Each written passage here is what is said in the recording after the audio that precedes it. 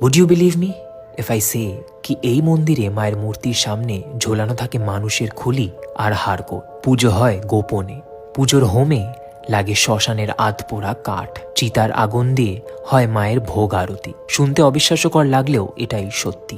This is Tarashankari পীঠ of Kolkata. Usually এই মন্দিরটিকে মানুষের থেকে গুপ্ত রাখা হয়। এখানে মা তারা প্রতিষ্ঠিত 3টি রূপে, একজটা, নীল সরস্বতী এবং উগ্রতারা। ইন্টারেস্টিং ফ্যাক্ট হলো এই মন্দিরে রয়েছে নবমন্দিরাসন, যা তুমি ভারতবর্ষে মাত্র 2টি জায়গায় দেখতে পাবে। তার মধ্যে একটি হলো এই তারাশঙ্করী পীঠ।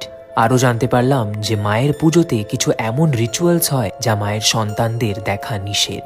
সে কারণে মূর্তির সামনে তোলা হয়েছে একটি ছোট পাঁচিল। তার সামনে থাকে অখণ্ড জ্যোতি, যার আগুন আনা হয় বেনারসের মণিকর্ণিকা ঘাট থেকে।